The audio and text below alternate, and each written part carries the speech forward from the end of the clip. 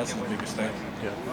When you talk about your plans and wanting to go off next year, does having that extra year in your back pocket, though, I mean, does that at least, how does that shape your mindset? I mean, are you totally out no matter what, or does it sort of relieve some pressure? No, Yeah. I'd love to play my best, but I always have that back Well, door. from a school standpoint, that's the main thing. Like, I can come back and do more school for free. That's the biggest thing. But yeah, it is a little relieving, but I don't want to use it. But if I have to, Also wanted to ask you, Xavier, sorry, was somebody go ahead. Just as somebody who was a leader on this team, I was asking Drew the same thing. Generally speaking, I mean, what were sort of the conversations player to player about vaccines this summer and the off season? Yeah. How, when you guys were just together amongst yourself, what were those dialogues like? Well, we were all curious. Some dudes are like, what if it, turns you into? I'm like, I don't know. My mama told me to get it, so I'm gonna get it. You know what I mean? Some of the dudes might not want it, and that's their bit. I'm not mad at them. I don't think anything less of them.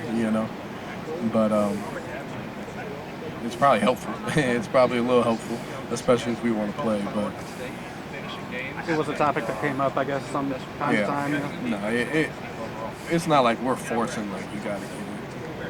A lot of the dudes are vaccinated, and I don't think there's been any problems in a while. So it's been doing good so far. So we'll see. And also, the team is kind of light years ahead now than where it was last year. In what ways have you seen that kind of the last couple months? You talking about from a football standpoint? Yeah. Last year, our fall camp was like our spring ball. You know what I mean? With a whole new defense, and so we get into spring ball this year, and we just looked a lot better, like we knew to out there. So when you know what you're doing, you can really hone in on your technique and make yourself a better football player. So that's what I've seen so far.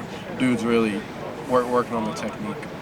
And bringing in so many players, I think 33 new scholarship players, do you feel like that's kind of raised the level of competition? Because that's something Mel's talked about quite a bit. Definitely raised the level of competition. From like beating somebody out in a specific position standpoint to guarding better level competition, like tight ends, wideouts, all that. Tackling Kenneth has been a piece of work, and that's just making me a better tackler. What have you seen in 7-on-7 with all these new DBs coming in? I'm sure it's a little bit more interesting because you don't have wide receivers and know what the DBs are going to do. But what have you seen from those guys coming in? I've seen competitiveness. They've been competing.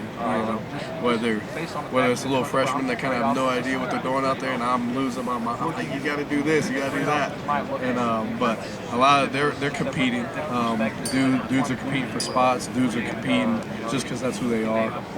I've seen some athletic dudes out there.